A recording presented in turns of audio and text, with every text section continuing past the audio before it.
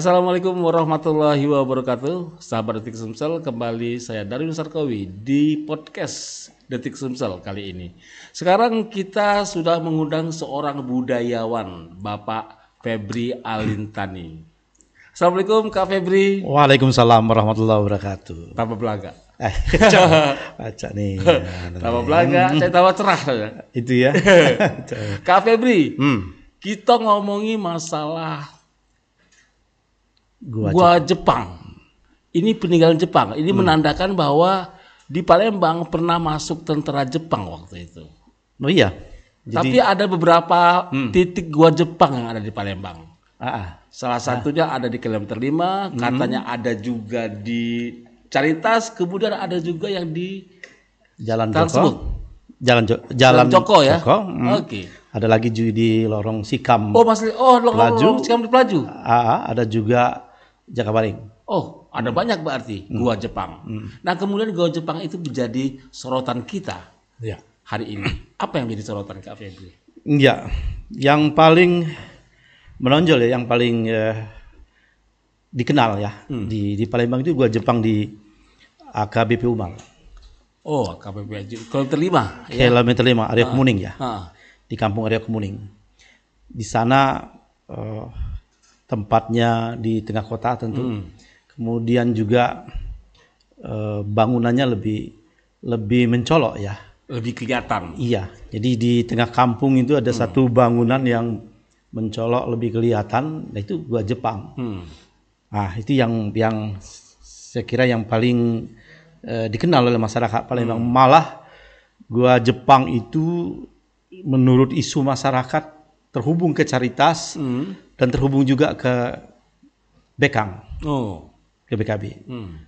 Nah, tapi kita belum pernah buktikan itu. Oh, diteliti itu secara khusus baru jadi pembicaraan masyarakat bahwa itu wah jauh juga kan kalau dari misalnya dari area Kemuning kemudian tembus ke Caritas itu, ya kan?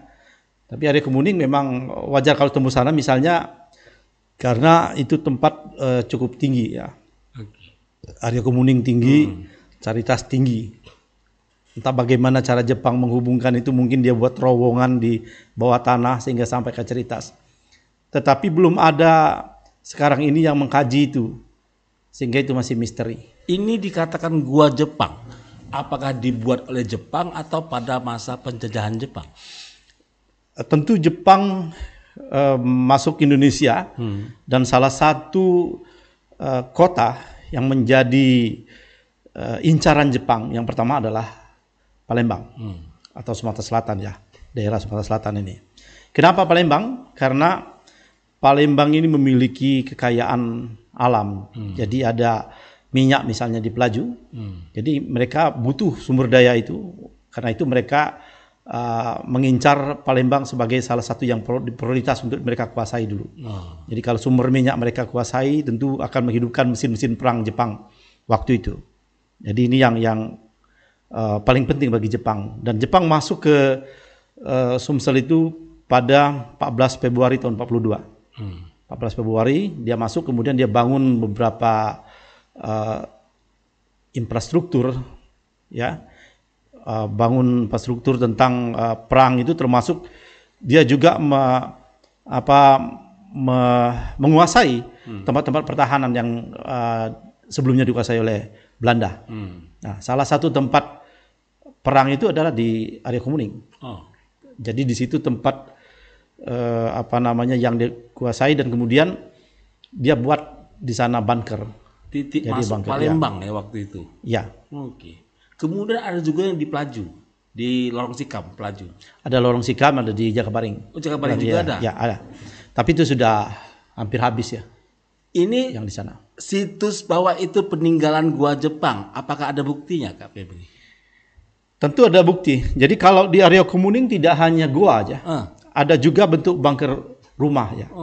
Rumah-rumah. Jadi bentuk gua Jepang itu bunker saja? Iya, gua Jepang itu bunker ya. Kalau itu kan ada terowongan. Kalau gua kan terowongan. Kalau bunker bisa bentuk rumah tapi tebal gitu ya. Nah di sekitar area Kemuning itu ada 3 rumah ternyata.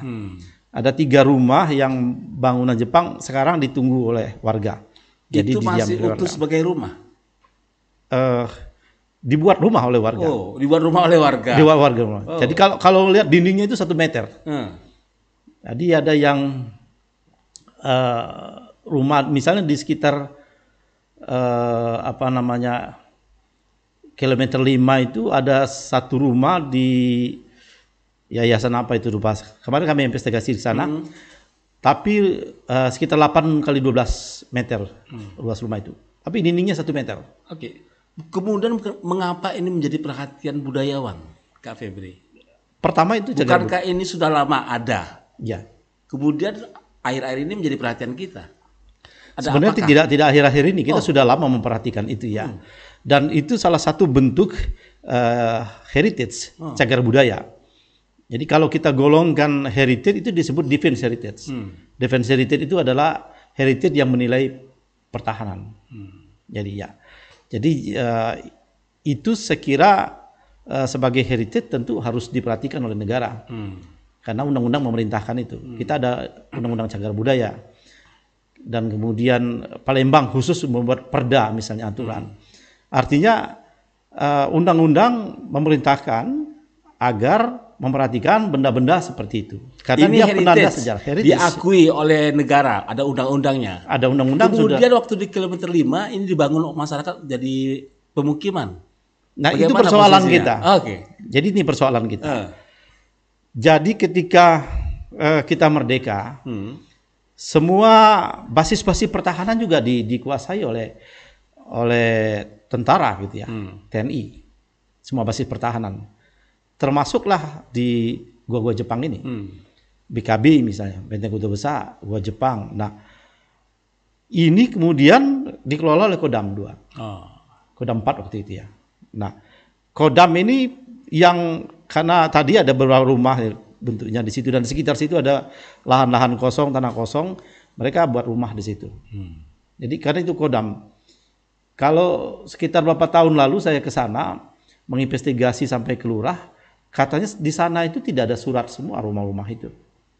Jadi ini milik negara sebenarnya, ditunggu oleh alat negara, didiami oleh negara. Siapa alat negara? Tentara. Kan gitu. Termasuk gua Jepang itu.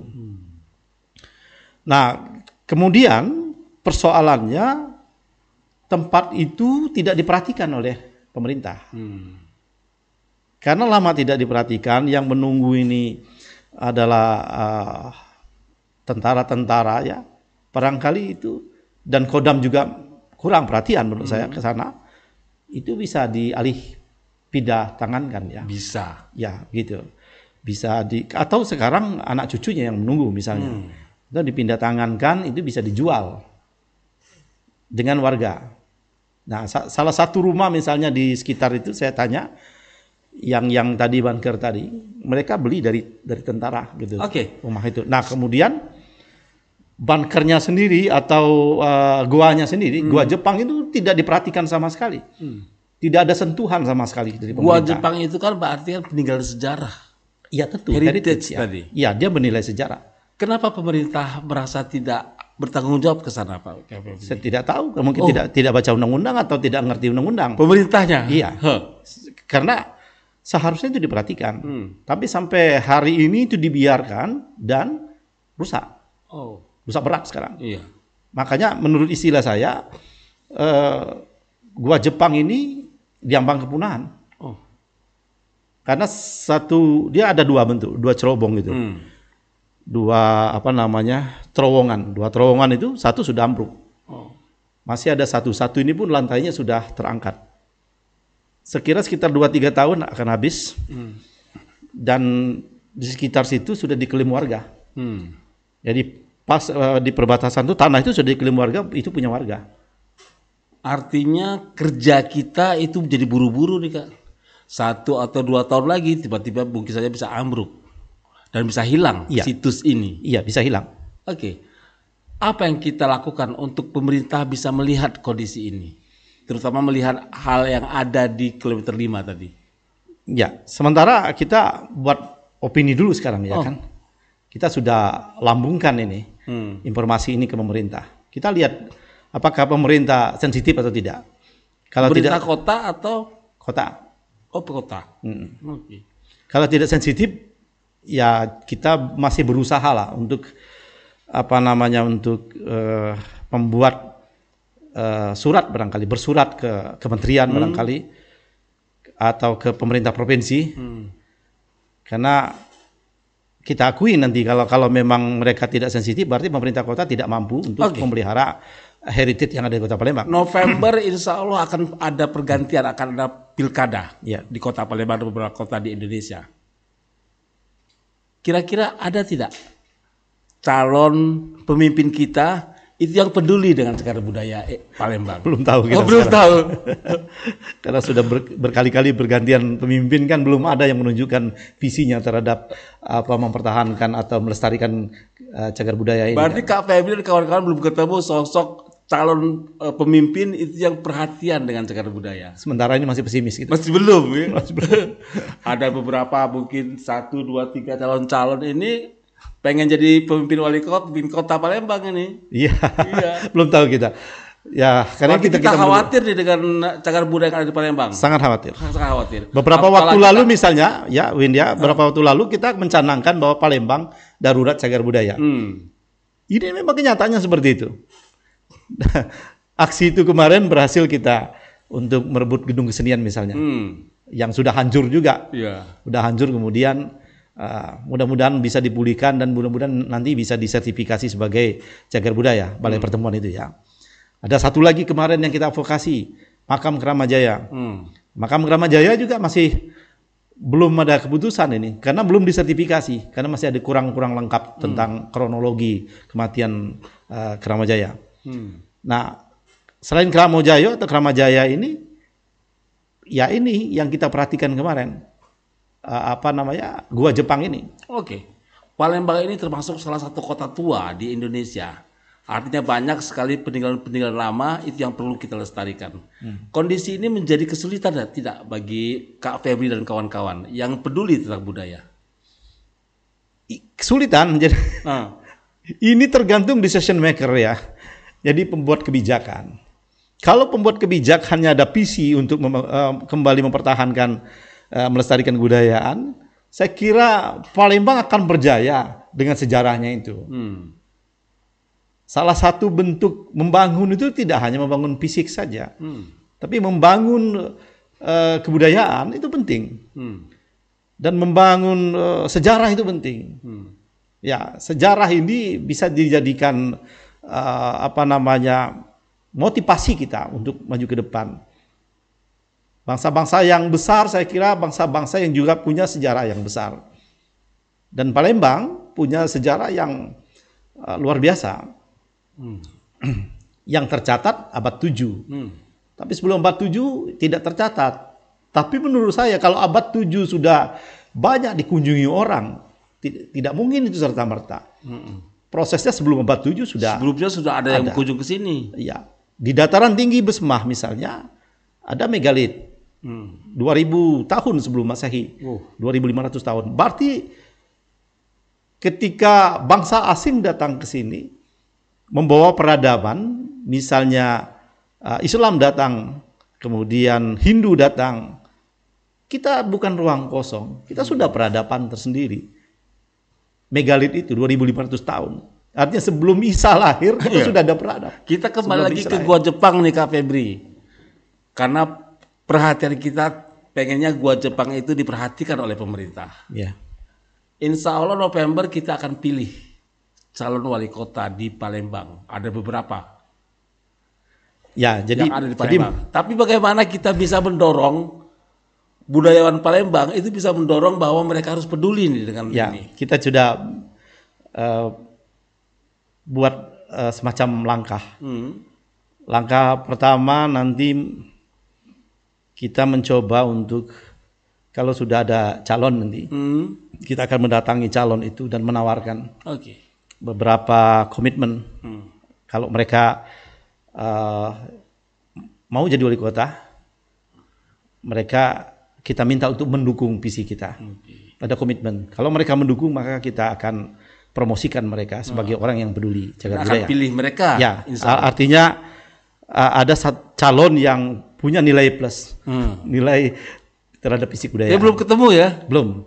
Yang kedua langkah, kami sudah bersurat ke KPU Sumsel dan KPU Kota untuk audiensi. Kita akan menitip satu soal. Soal kebudayaan. Jadi kalau kemarin di Capres ada di putaran kelima, jadi mungkin ada putaran debat itu beberapa putaran nanti ada soal tentang kebudayaan. Yang selama ini tidak ada. Jadi itu yang nanti kita usahakan dua langkah ini. Langkah berikut tentu jangka panjang kalau mereka sudah jadi misalnya itu bagaimana mengimplementasikan Perda Cagar Budaya itu misalnya. Ini kita sudah ada Perda Cagar Budaya tapi tidak jalan gitu. Gitu, Darwin. Susah, berarti masih abu-abu. Sekarang masih abu-abu.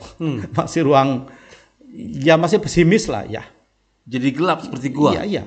Ya seperti gua itu. Jadi ya gua itu sendiri. Tidak ada sentuhan sama. Jadi kita 42 dibangun. Jadi 45 kalau dari misalnya saya pengen lihat gua Jepang yang ada, itu seperti apa kondisinya sekarang ini? Ya itu saya katakan tadi. Berarti satu ambruk, seonggokan saja. Tinggal batu-batu saja. Tinggal satu terowongan saja yang terlihat. Dia itu kan ada terowongan seperti letter U ya, letter U gitu. Jadi masuk sini keluar dari sana. Di tengah-tengah itu ada semacam penutup lubang di bawah itu. Nah lubang ini misteri. Oh belum pernah kita telusuri dibuka. Belum ya? Kalau beberapa tahun lalu saya investasi penduduk setempat, saya tanya bahwa itu pernah ada katanya orang Jepang membuka itu, tapi tidak diizinkan dari pihak Kodam, jadi tidak bisa dibuka. Nah itu kalau mau membuka juga harus alat berat, pakai alat berat, sangat berat sekali, mungkin tebal juga ya. Nah ada apa di dalam? Belum tahu kita isinya. Gitu. Apakah ini memungkinkan terowongan yang sampai ke Caritas? Itu masih misteri sampai sekarang. Jadi belum tahu seperti apa kondisi gua Jepang sampai detik ini. Iya. Masih abu-abu. Masih misteri. Kalau bayangan Kak Febri dan kawan-kawan seperti apalah gua Jepang itu? Atau masih sekedar terowongan saja? Atau mungkin ada bisa isinya? jadi di bawah itu bunker saja ya. Bisa jadi karena ketika perang mereka mungkin bisa bersembunyi di sana.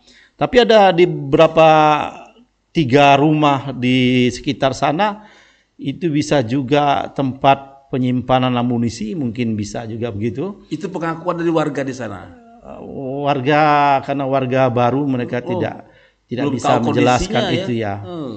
Dan yang jelas 3 rumah itu sudah menjadi rumah warga. Ya, entah bagaimana dia pindah di sekitar gua Jepang itu. Di sekitar gua Jepang. Dan mereka adalah warga Palembang. Iya. Atau belum tahu juga warga dari mana? Misalnya dari kabupaten mana misalnya?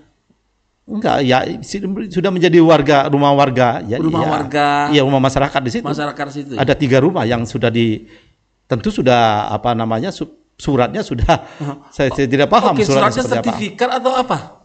Bisa jadi sertifikat.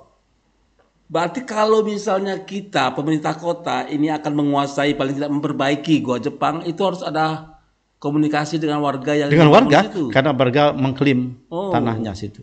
Pernah menurut keterangan penduduk setempat ada orang dari Cagar Budaya atau dari mana membersihkan itu, warga sempat agak bersih tegang dengan warga. Agak bentrok sama warga. Iya, yang Jawa Jepangnya tadi. Di daerah gua Jepang itu. Ya. Kalau rumah kan agak jauh dari warga. Artinya sebenarnya kawasan itu adalah kawasan pertahanan. Kawasan gua Jepang itu adalah kawasan pertahanan yang ketika TNI menyerang, ketika kita merdeka, itu dikuasai oleh TNI. Sama dengan BKB sekarang. BKB dikuasai oleh Kodam 2 Sriwijaya. Dikelola oleh Kodam 2 Sriwijaya. Sehingga di situ kan banyak rumah dulu. Rumah-rumah Nah, sama dengan di sana. Sana juga rumah. Kalau misalnya ini adalah cagar budaya, artinya pemerintah Republik Indonesia harusnya itu campur melihat kondisi ini.